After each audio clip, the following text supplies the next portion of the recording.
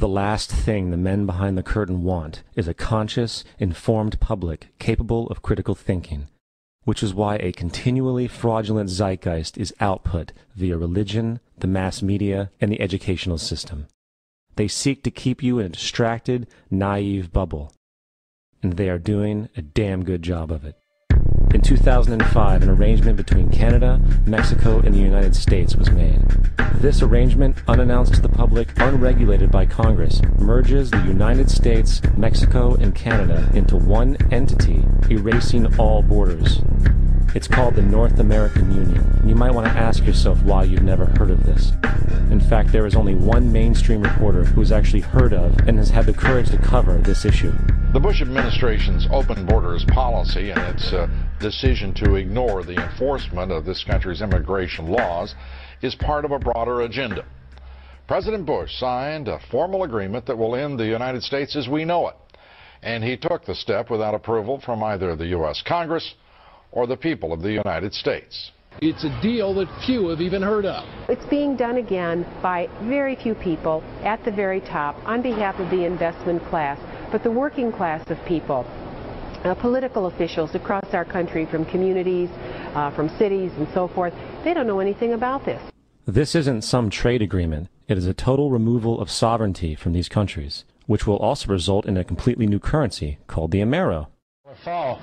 Apart from that, I think one thing people who are dollar-based need to focus on is the Amero. That's the one thing that nobody's talking about that I think is going to have a big impact on everybody's life in Canada, the U.S., and Mexico. The Amero is the proposed new currency for the North American community, which is being developed right now between Canada, the U.S., and Mexico to make a borderless community, much like the EU, and the dollar, Canadian dollar, U.S. dollar, and the Mexican peso replaced by the Amero. By default of this agreement, the American Constitution will eventually be obsolete. You would think that a situation like this would be on the cover of every major newspaper. That is until you realize that the people who are behind this movement are the same people behind the mainstream media, and you are not told what you're not supposed to know. The North American Union is the same concept as the European Union, the African Union, and the soon-to-be Asian Union, and the same people are behind all of them.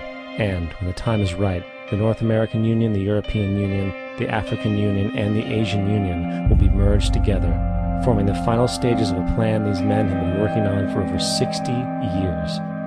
A one-world government.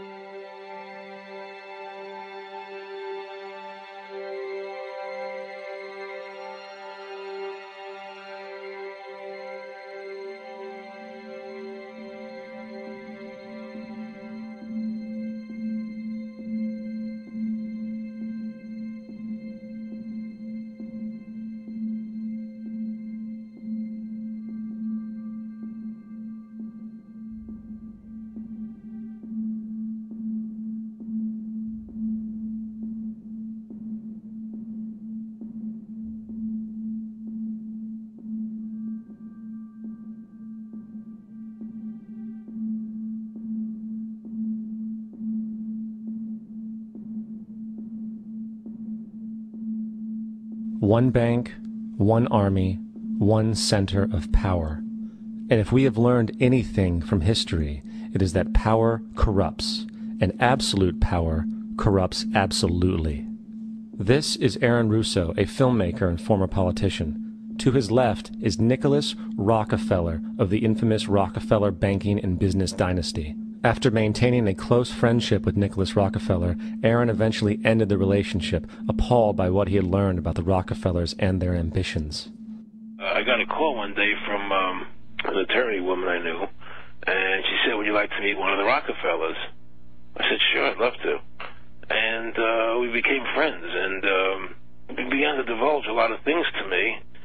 So he said to me one night, he said that there's going to be an event there, and out of that event, you're going to see, we're going to go into Afghanistan, so we can run pipelines from the Caspian Sea. We're going to go into Iraq to take the oil and establish a base in the Middle East, and we're going to go into Venezuela and try and get rid of Chavez. And the first two they've accomplished. Chavez they didn't accomplish. And he said you're going to see guys going into caves looking for they're never going to find. You know, he was laughing about the fact that you have this war on terror. There's no real enemy. He's talking about how by having this war on terror, you can never win it because so it's an eternal war. And so you can always keep taking people's liberties away. And I said, how are you going to convince people that this war is real? He said, but the media can convince everybody it's real. I mean, you know, it's just that you keep talking about things. You keep saying it over and over and over again, and eventually people believe it. You know, you created the Federal Reserve in 1913 through lies. You create 9/11, which is another lie. Through 9/11, you're fighting a war on terror, and now all of a sudden you go into Iraq, which was another lie, and now they're going to do Iran. You know, and it's all one thing leading to another, leading to another, leading to another. Now, I would say, what are you doing this for? What's the point of this thing? You have all the money in the world you ever want. You have all the power. I said, you know, you're hurting people. It's not a good thing. And he would say, what do you care about the people for? Take care of yourself and you take care of your family. And then I said to him, what are the ultimate goals here? He said, the ultimate goal is to get everybody in this world chipped with the RFID chip, and have all money be on those chips and everything on those chips.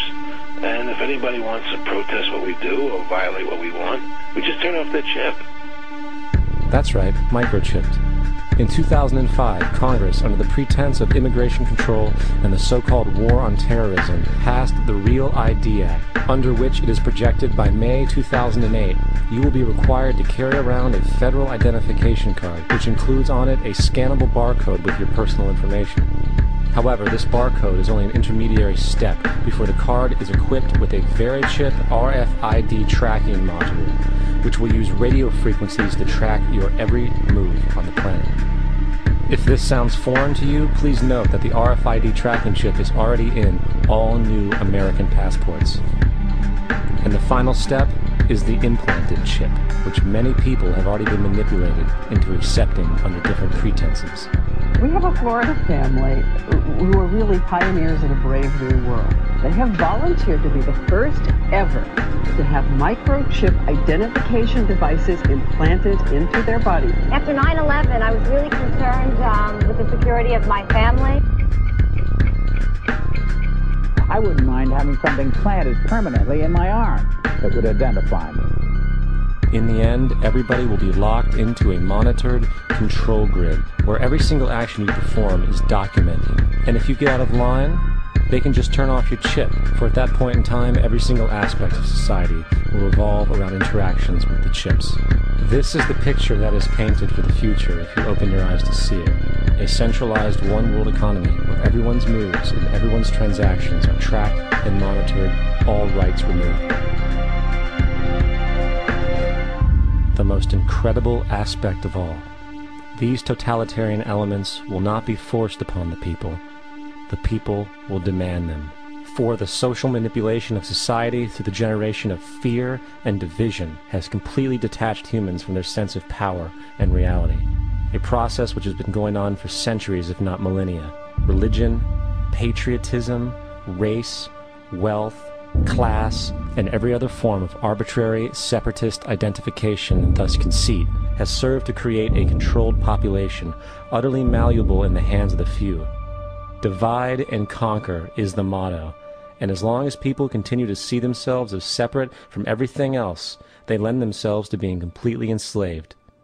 The men behind the curtain know this, and they also know that if people ever realize the truth of their relationship to nature, and the truth of their personal power, the entire manufactured zeitgeist they prey upon will collapse like a house of cards.